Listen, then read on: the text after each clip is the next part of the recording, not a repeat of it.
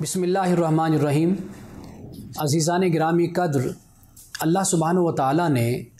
قرآن مجید اور رسول اللہ صلی اللہ علیہ وسلم کی ذات اقدس کی حفاظت کا ایک غیر معمولی انتظام کر رکھا ہے۔ اللہ سبحانہ و تعالیٰ نے قرآن مجید میں اس چیلنج کو بیان کیا ہے کہ اگر تمہیں قرآن مجید کے بارے میں شک ہے کہ یہ ہم نے اپنے بندے پر اس کو نازل نہیں کیا،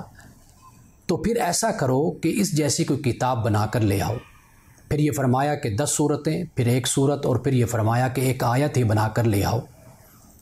اللہ سبحانہ و تعالیٰ نے قرآن مجید میں اس بات کو بیان کر دیا کہ ہم نے اس ذکر کو یعنی قرآن مجید کو نازل کیا ہے اور ہم ہی اس کی حفاظت کرنے والے ہیں۔ 1500 سالہ تاریخ یہ بتاتی ہے کہ قرآن مجید وہ واحد کتاب ہے کہ جو ہر قسم کی تحریف اور تبدیلی سے محفوظ اور مصون ہے۔ رسول اللہ صلی اللہ علیہ وسلم کی ذات اقدس کے حوالے سے قرآن مجید میں اللہ پاک نے فرمایا، وَرَفَعْنَا لَكَ ذِكْرَكَ،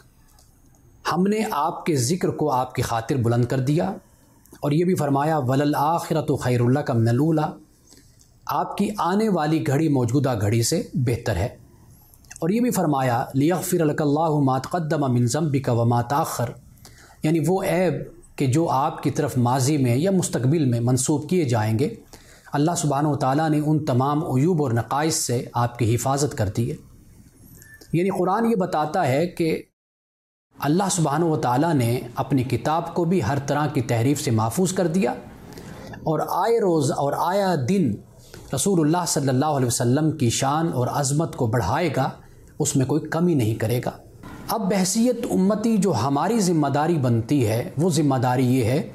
کہ ہم ذات سے لے کر معاشرے تک، انفرادیت سے لے کر اجتماعیت تک اپنے آپ کو اللہ اور اس کے رسول کے احکامات کے مطابق ڈھال لیں، اللہ کے احکامات اور رسول اللہ صلی اللہ علیہ وسلم کی سیرت کو اپنی زندگیوں پر غالب کر لیں۔ یعنی معاشرے میں ہر شخص ایسا محسوس ہو کہ جیسے چلتا پھرتا اسلام ہے۔ اگر ہم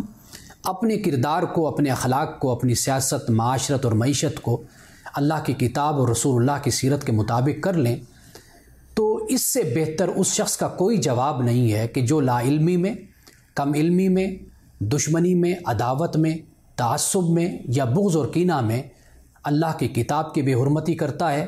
یا رسول اللہ صلی اللہ علیہ وسلم کی شان میں گستاخی کرتا ہے۔